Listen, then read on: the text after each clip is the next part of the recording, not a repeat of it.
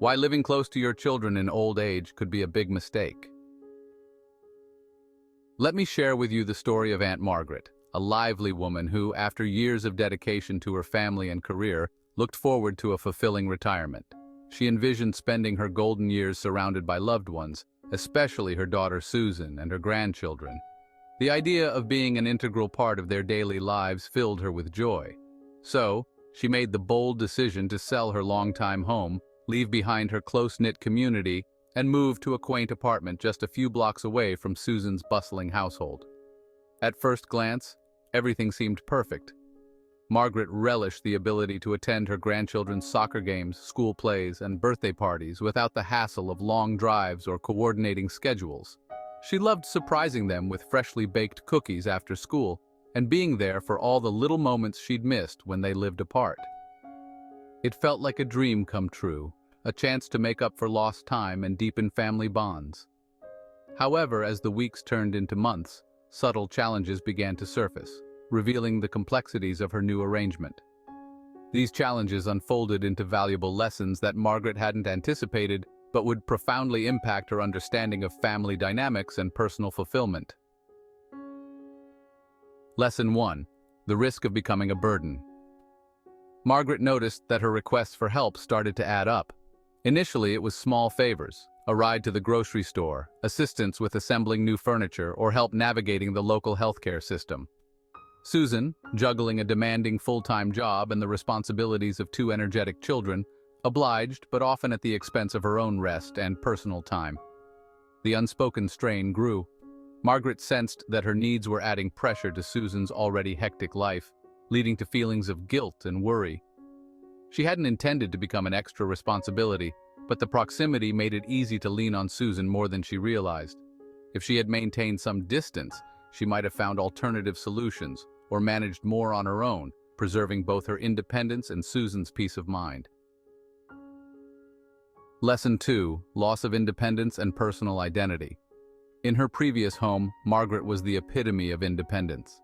She managed her finances, drove herself to appointments, and participated actively in community events.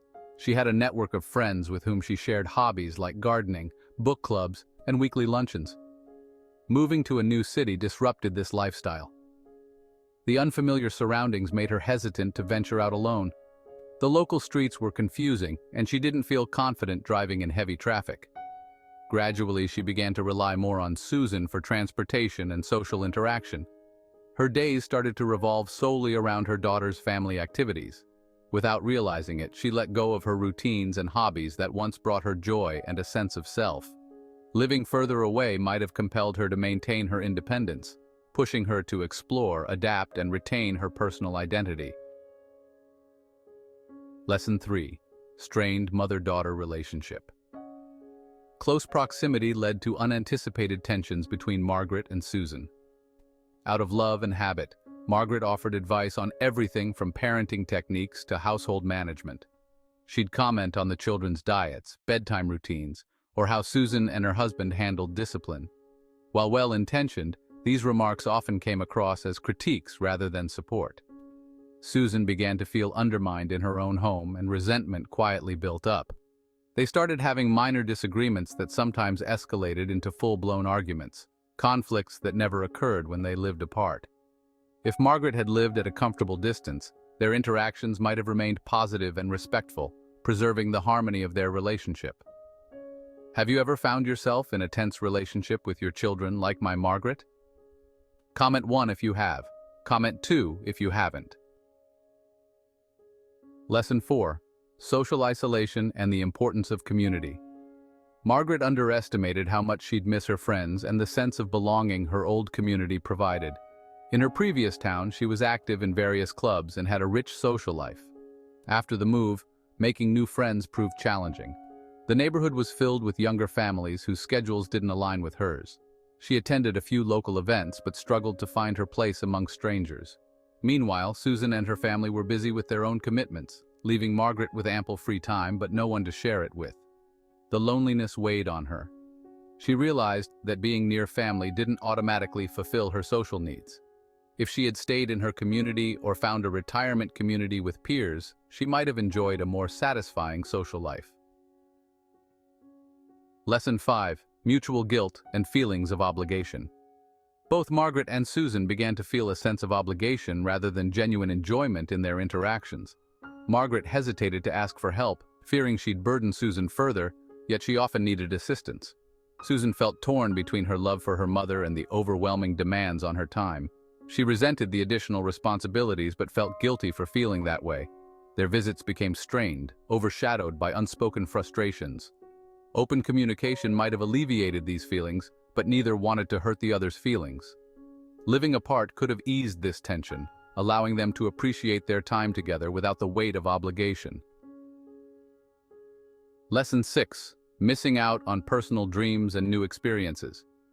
Before moving, Margaret had a list of things she wanted to pursue in retirement: traveling to national parks, learning to paint, joining a writing workshop, and volunteering at animal shelters. However, her focus on integrating into Susan's life led her to sideline these aspirations. She became enmeshed in her daughter's routine, prioritizing family needs over her own desires. Over time, she felt a lingering dissatisfaction, a sense that she was missing out on the enriching experiences she'd once eagerly anticipated. Had she chosen to live independently, perhaps in a vibrant senior community, she might have embraced these opportunities, leading to a more fulfilling and self-directed retirement. Lesson 7. The challenges of unprepared children. Susan wasn't fully prepared to take on the role of a caregiver to her mother. In the midst of building her career and managing her young family, the added responsibility was overwhelming. She hadn't anticipated how much support Margaret would need, both emotionally and practically. This lack of preparedness led to stress and sometimes resentment, affecting her relationship with her husband and children as well. If Margaret had given Susan more time to adjust to the idea of her aging mother's needs, perhaps by not moving so close so suddenly, Susan might have been better equipped to handle the transition, seeking resources or planning accordingly. Lesson 8. Overstepping boundaries and respecting privacy.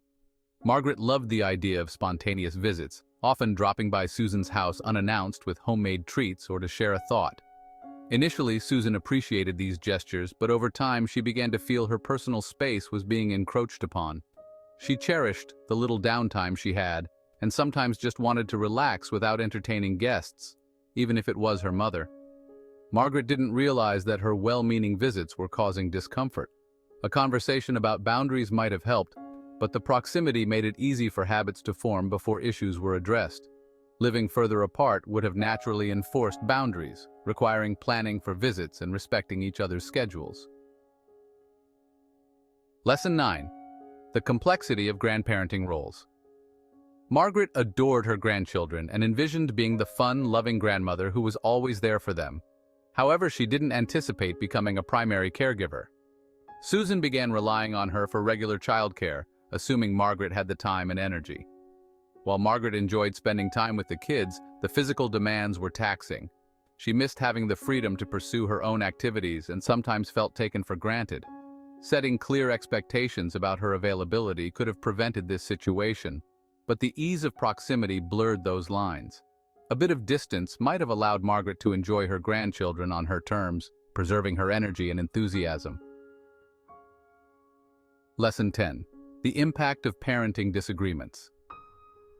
Differences in parenting philosophies became a significant source of tension. Margaret struggled with Susan's modern approaches to child rearing, which differed from the methods she had used. She found it difficult to withhold her opinions on discipline, education, and lifestyle choices. These unsolicited comments often led to defensiveness and conflict. The constant exposure to these differences magnified the issues. If Margaret had lived further away, she might have been less involved in daily parenting decisions, reducing the opportunities for disagreement and preserving family harmony. Lesson 11. Emotional well-being and mental health. The accumulation of these challenges began to affect Margaret's emotional well-being. She experienced feelings of sadness, loneliness, and frustration. The loss of her independence, the strain in her relationship with Susan, and the lack of personal fulfillment contributed to a sense of regret. She began to question her decision to move, wondering if she'd made a mistake that couldn't be undone. Recognizing the importance of mental health, it's crucial for retirees to ensure their living arrangements support their emotional needs. Seeking professional support or counseling might have helped Margaret navigate these feelings more effectively. Lesson 12. The value of open communication. Ultimately, the turning point came when Margaret and Susan decided to have an honest conversation. They realized that their unspoken grievances were harming their relationship. Sitting down together, they openly discussed their feelings, expectations, and the challenges they were facing.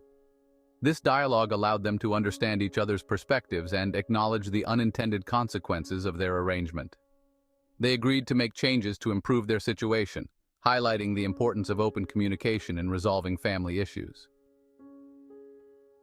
Lesson 13. Exploring alternative living arrangements. After much reflection, Margaret considered moving to a nearby senior living community. This option provided her with the independence she craved, opportunities to make new friends, and engage in activities she enjoyed. It also allowed her to be close enough to visit Susan and the grandchildren regularly, without being overly involved in their daily lives. This balance proved to be beneficial for everyone, demonstrating that alternative living arrangements can offer the best of both worlds. Lesson 14. The significance of personal fulfillment. Margaret rediscovered her passions. She enrolled in art classes, joined a travel club, and began volunteering at a local animal shelter. Pursuing these interests reignited her zest for life and provided a sense of accomplishment and joy. This personal fulfillment positively impacted her relationship with Susan, as she was happier and more content. It reinforced the idea that retirees should prioritize activities that bring them happiness, contributing to their overall well-being. Lesson 15. Supporting each other's growth. Through their experience, Margaret and Susan learned the importance of supporting each other's growth and respecting individual journeys. Susan encouraged her mother to pursue her interests, while Margaret acknowledged Susan's need to focus on her career and family. This mutual support strengthened their bond and fostered a healthier, more respectful relationship. Conclusion. Aunt Margaret's journey is a poignant reminder of the complexities that can arise when well-intentioned plans don't unfold as expected. Her story highlights the importance of careful consideration and open communication when making significant life changes, especially those involving family dynamics. By sharing her experience, Margaret offers valuable insights for others contemplating a similar move.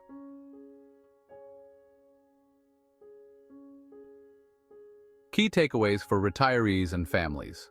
Prioritize open dialogue. Before making a move, have honest conversations about expectations, needs, and boundaries to ensure everyone is on the same page. Assess personal needs. Reflect on what brings you joy and fulfillment. Ensure that your decisions support your emotional, social, and personal well-being.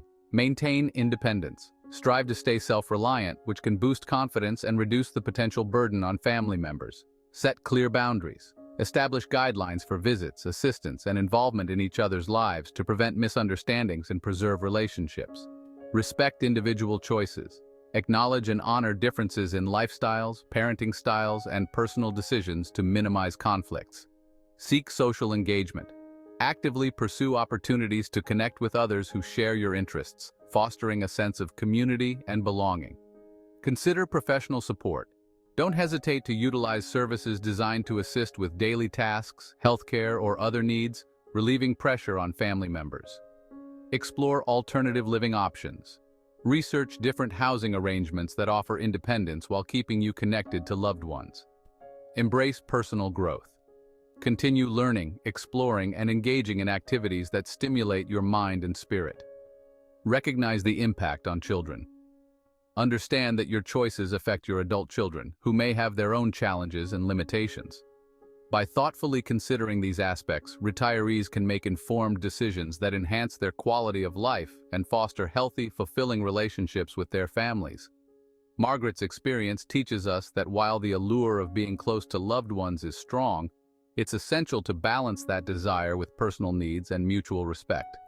Through careful planning and open-hearted communication, it's possible to create a retirement that is both enriching and harmonious for everyone involved.